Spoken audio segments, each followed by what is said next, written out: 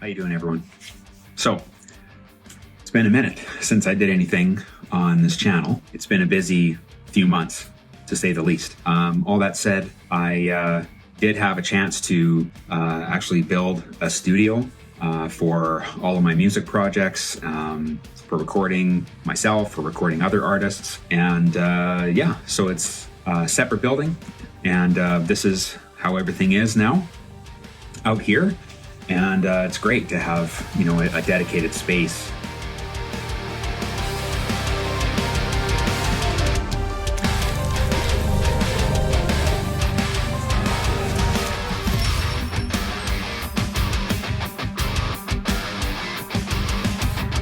This video, I thought I would just show you the process from building it from the ground up and turning it into what it is, as you see behind me here.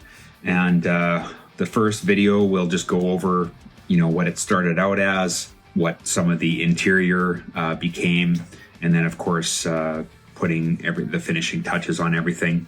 And I'll put the costs as I recall them. Yeah, so anyway, this video is part one, I guess, of a three-part series on building my studio. And yeah, if you enjoy, please hit the like button, and that lets me know that you obviously enjoy this kind of content. Leave me a comment below. Ask me any questions that you may have regarding the build, if something's not covered in the video, and I'll try to get those to the best of my knowledge. So anyway, here we are. Yeah, so this first picture here is the pad when I started building it. It was already existing when we bought the house. The pad was 14 by 20. So we just built right on top of that and basically saved, I think it would have cost about another $4,500, $5,000 for them to build the pad if that wasn't there already. And within a day and a half, they had the exterior of the building pretty much finished. And yeah, it went up really fast.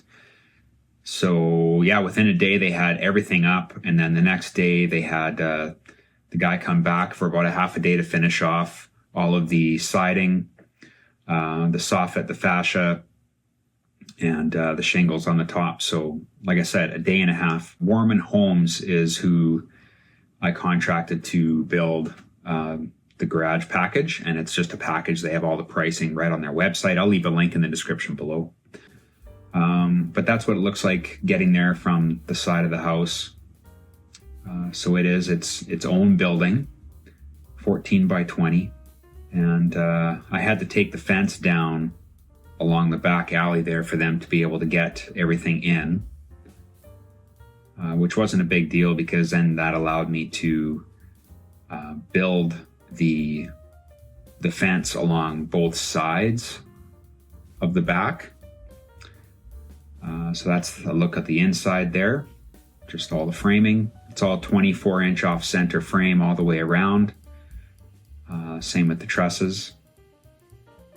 And this is the gentleman doing the trench, because I got the gas line, electrical, and I trenched in an underground network cable from the house, so I could get natural gas heat in there for the winters, electricity obviously, and then a dedicated network cable. So I got a hardline connection to the internet within there.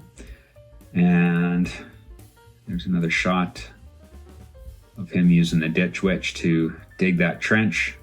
Had to be 3 feet down, that trench, because we had to basically layer everything as it went.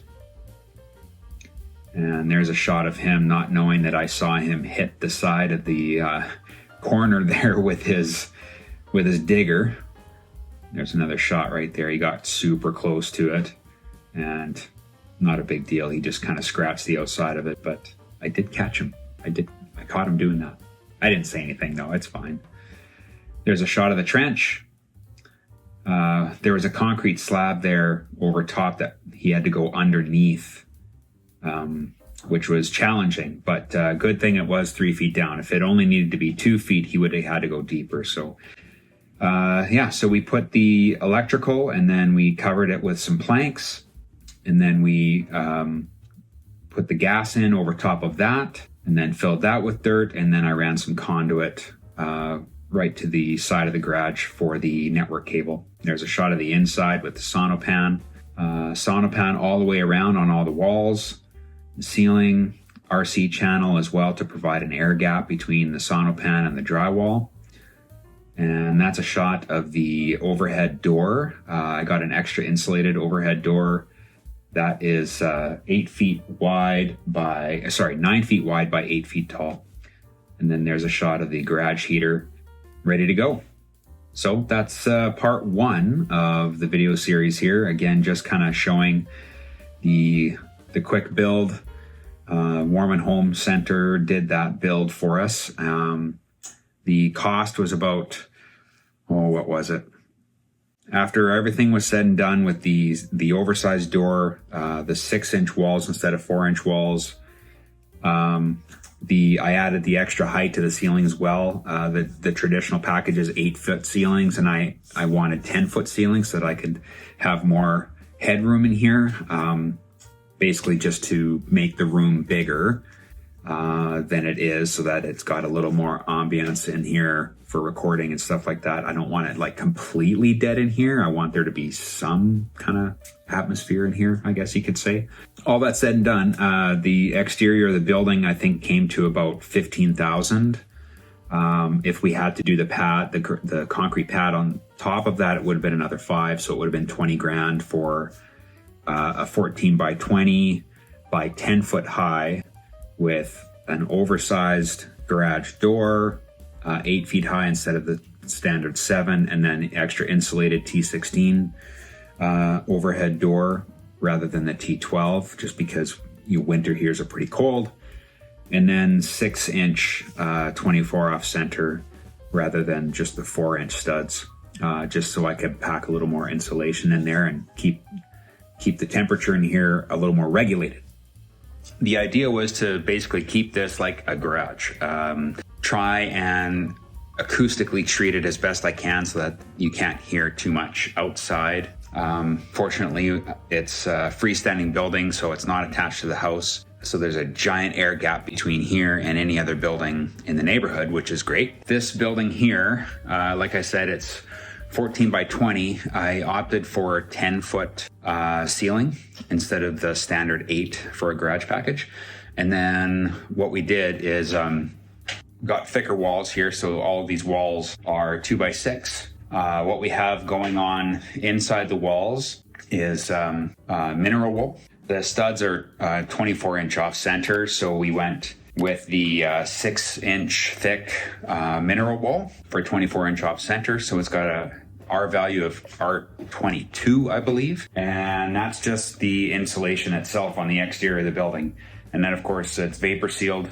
And then there's Acousti-Seal in there. And then over here, here's the back wall. I haven't quite drywalled that yet, but you'll see there's the green sonopan on top there. And I'll just show you here. Yeah, so green sonopan and then Acousti-Seal in between all the seams, just so there's no air gaps there. And then on top of that, I put resilient channel. So what this does is it creates a gap between the sonopan and the drywall. And I'll just show you here. So you can see there's an air gap there, which is great. So what that's going to do is just provide a little bit more STC rating for sound transmission through the wall. For really low sounds like a bass drum or really low bass, the walls are still going to vibrate because the sound waves are bouncing off the walls. But with the 6-inch thick walls, the mineral wool in between the joists, the sonopan on top, the resilient channel, and then this is 5/8 thick fire rated drywall. That should provide me with an STC, I'm hoping, of around 60 at least. I'll leave a link in the description below about STC values, because it's not so much about R value. R value is for insulation, but STC is the sound transmission. sound transmission chart, I believe is what it stands for. Anyway, so that's what I'm going for. Anything higher than an STC 55, I think, is what you want when you're trying to eliminate distinguishable sound from room to room. Now, because this is a freestanding building, I don't have a whole lot to worry about there, but having all of the extra packing and the extra resilient channel and the extra thick drywall is going to help basically just minimize any sound transmission out of this area to either my house or any of the neighbors' houses. So yeah, that's what's going on in here. Like I mentioned before, we wanted to keep this as similar to a garage as possible. And so what I opted to do is still install an overhead door.